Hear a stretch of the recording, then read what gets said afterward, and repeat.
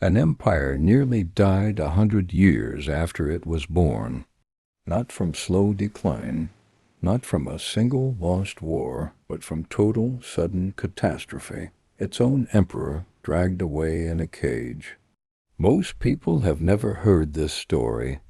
They know the Ottoman Empire as the power that conquered Constantinople, ruled for centuries, and eventually faded into what 19th century Europeans dismissively called the sick man of Europe.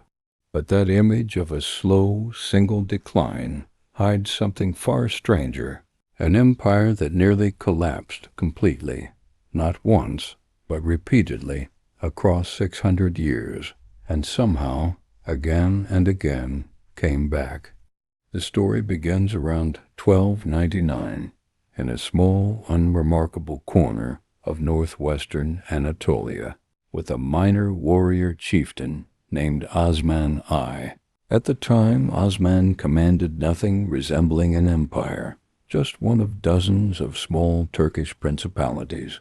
Historians call them beyliks, that had emerged from the chaotic collapse of the Seljuk Sultanate of Rum, itself shattered decades earlier by Mongol invasions. There was nothing inevitable about Osman's tiny state outlasting, let alone eventually conquering, its many rivals. What set the early Ottomans apart? According to historians studying this obscure founding period, wasn't overwhelming military strength. It was strategic flexibility. The early Ottoman state absorbed skilled warriors from Anatolia's frontier regions, the Ghazi tradition of religiously motivated frontier fighters, while simultaneously showing surprising pragmatism toward the Byzantine Christian populations they gradually conquered, often allowing local administrative structures, religious practices, and even local elites to continue functioning under Ottoman rule, rather than attempting immediate, disruptive conquest and replacement. This pragmatic flexibility, absorbing rather than simply destroying, would become a defining Ottoman characteristic for centuries. Over the following century, Osman's successors expanded steadily across Anatolia and, crucially, into the Balkans, crossing into Europe as early as the 1350s, decisively defeating a coalition of Balkan Christian states at the Battle of Kosovo in 1389. By the final years of the 14th century, under Sultan Bayezid I, the Ottoman state had grown from a minor frontier principality into a genuine regional power, one confident enough to lay siege to Constantinople itself for the very first time in 1394. And then, in 1402, the entire project came within a hair's breadth of complete annihilation. This is the piece of Ottoman history almost never taught, and it deserves far more attention than it typically receives. From Central Asia came Timur, known in the West as Tamerlane, a conqueror whose military campaigns had already devastated much of Persia, India, and the Caucasus with staggering brutality. At the Battle of Ankara in July 1402, Timur's forces crushed the Ottoman army decisively, and in a detail that sounds almost too dramatic to be true, captured Sultan Bayezid I himself. According to multiple historical accounts, Bayezid was held in humiliating captivity until his death less than a year later. The Ottoman state, barely a century old, was suddenly leaderless, its territory fractured, and Timur's forces, though they eventually withdrew eastward rather than attempting to fully absorb Ottoman lands themselves, left behind a power vacuum that plunged the Ottomans into more than a decade of vicious civil war among Bayezid's surviving sons, a period historians appropriately call the Ottoman Interregnum, lasting from 1402 to 1413, For those 11 years, there was no guarantee the Ottoman state would survive at all as a unified entity. It very easily could have fractured permanently into competing successor states, the way so many other medieval empires did after similar succession crises. It didn't. Mehmed I eventually emerged victorious from the interregnum in 1413, reunified Ottoman territory, and set the stage for one of history's great comeback stories. Just 50 years after an Ottoman sultan had been paraded in captivity following near total collapse, his great-grandson Mehmed II achieved what generations of previous Muslim rulers, going back over 7 centuries to the earliest Arab conquests, had repeatedly attempted and repeatedly failed to accomplish. In 1453, at just 21 years old, Mehmed II conquered Constantinople, ending the Byzantine Empire once and for all after more than 1,000 years of continuous existence. The conquest itself involved a detail rarely discussed in popular accounts, one that reveals how thoroughly this was a triumph of engineering and strategic adaptability, not simply overwhelming numbers. A Hungarian engineer named Orban, a specialist in cannon design, had originally offered his considerable talents to the Byzantine Emperor, Constantine XI, hoping to help defend the city. Constantine, his treasury desperately depleted after decades of Byzantine decline, couldn't afford Orban's fees.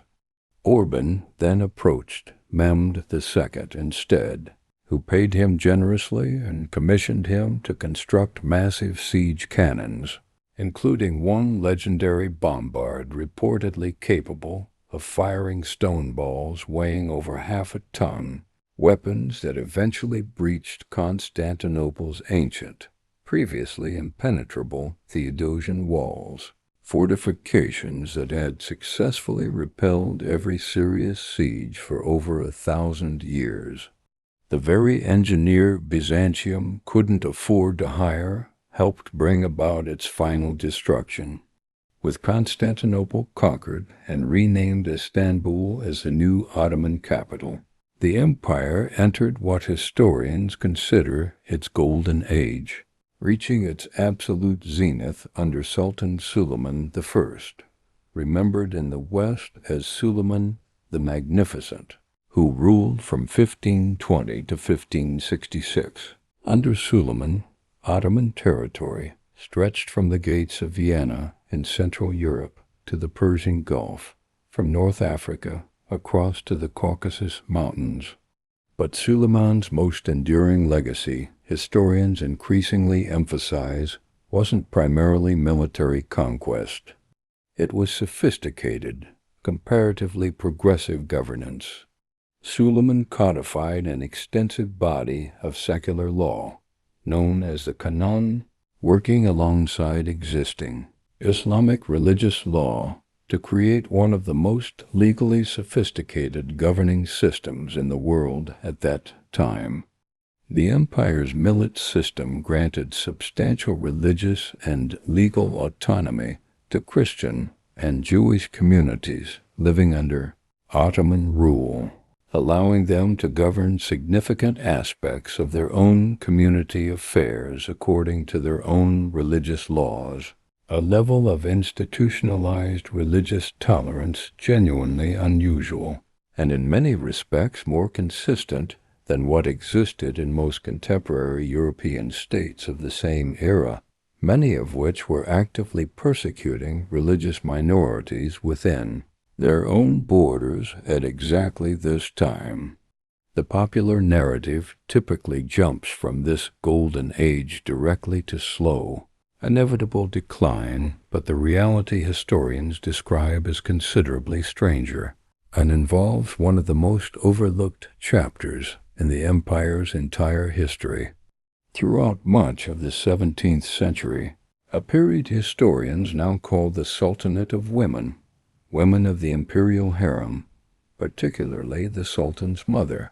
The valid sultan and favored concubines who became legal wives exercised enormous, often decisive political influence over Ottoman governance at a time when many sultans were young, inexperienced, mentally unstable, or simply uninterested in the daily business of ruling. Figures like Kaiksem Sultan, who effectively controlled Ottoman politics for decades across the reigns of multiple sultans, wielded power rivaling or exceeding many contemporary European monarchs, arranging alliances, directing state policy, and even ordering executions of political rivals. This entire chapter, women effectively running one of the world's largest empires from within the palace for the better part of a century, remains almost completely absent from popular historical memory of the Ottomans, despite its enormous documented significance to actual Ottoman governance during this period. Economic pressures, meanwhile, were quietly eroding Ottoman stability in ways strikingly similar to problems that had plagued ancient Rome centuries earlier. Following Spain's conquest of the Americas, enormous quantities of silver flooded into the global economy through Spanish trade networks, and this sudden monetary influx triggered severe inflation across much of Europe and the Middle East, a phenomenon historians call the price revolution. The Ottoman currency, the aki, was hit particularly hard, losing substantial value throughout the late 16th and 17th centuries, destabilizing state finances, undermining the fixed salaries of Ottoman soldiers and administrators, and contributing directly to recurring Janissary revolts as military pay effectively shrank in real value even as nominal wages remained unchanged. This wasn't primarily a story of cultural stagnation or religious rigidity causing decline, as older, now largely discredited Western historical narratives often claimed. It was, in significant part, a structural monetary crisis triggered by economic forces originating an ocean away. In Spanish silver mines in Mexico and Peru, the empire's first truly symbolic military setback came in 1683, at the Second Ottoman Siege of Vienna, when a combined European relief force, most famously including Polish cavalry under King John III Sobieski, decisively broke the siege and began pushing Ottoman territory into sustained retreat across the following decades.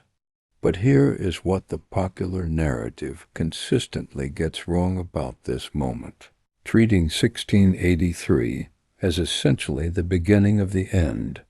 In reality, the Ottoman Empire survived for another 235 years after that defeat outside Vienna, adapting, reforming, and repeatedly reinventing itself in ways a simple story of continuous, inevitable decline simply cannot account for. Throughout the 19th century, as European powers increasingly maneuvered to exploit perceived Ottoman weakness, or rivalry historians call the Eastern Question, Ottoman reformers launched a genuinely ambitious modernization program known as the Tanzimat Reforms. Beginning in 1839, these reforms attempted sweeping transformation, modernizing the military along European lines, reforming the tax collection system, establishing secular educational institutions alongside religious ones, and even extending formal legal equality to non-Muslim subjects throughout the empire for the first time. This wasn't the desperate flailing of a civilization in irreversible terminal decline. It was a sophisticated, deliberate attempt at institutional modernization, one that, while ultimately insufficient to fully halt the empire's relative decline, against increasingly powerful European rivals, nonetheless succeeded in significantly extending the state's viability for decades longer than it likely would have otherwise survived. The empire's actual final collapse came not primarily from internal decay at all, but from a specific catastrophic strategic decision entering the First World War in 1914 as an ally of Germany and Austria-Hungary. Ottoman forces achieved some genuinely notable successes during the war, most famously the decisive defense of Gallia in 1915 against a major Allied invasion force. But ultimate defeat alongside the other Central Powers in 1918 proved fatal, in a way centuries of previous military setbacks never had been. The devastating post-war Treaty of Sèvres in 1920 attempted to formally partition Ottoman territory among the victorious Allied powers, stripping away the vast majority of remaining Ottoman lands entirely. This unprecedented humiliation triggered the Turkish War of Independence, led by the formidable military officer and reformer Mustafa Kemal, later honored with the name Ataturk, meaning father of the Turks. Ataturk's forces successfully repelled the various occupying and partitioning powers, and in the political transformation that decisively followed, the Ottoman Sultanate itself was formally abolished in 1922, followed by the abolition of the Ottoman Caliphate, the historic seat of Sunni Islamic religious authority, in 1924. The Republic of Turkey rose directly from the empire's ashes, a modern secular nation-state built quite deliberately upon the wreckage of 6 centuries of Ottoman imperial governance. So what does the popular narrative of Ottoman history consistently get wrong? It isn't that decline never happened. It plainly eventually did. But the popular version imagines a single, smooth, essentially uninterrupted arc, rapid rise, glorious peak, followed by centuries of slow, largely passive, inevitable decay. The historical reality that scholars actually study is dramatically more turbulent.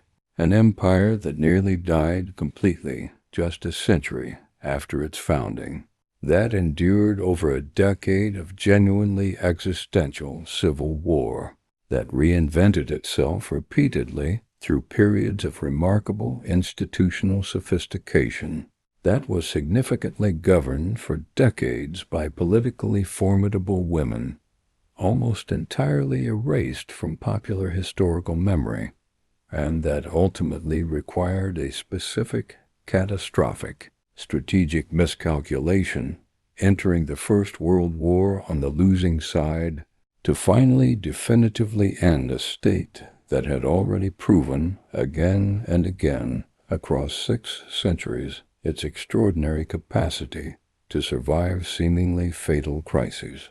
There's a broader pattern here that historians studying long-lived empires and institutions frequently point to, one that extends considerably beyond Ottoman history specifically.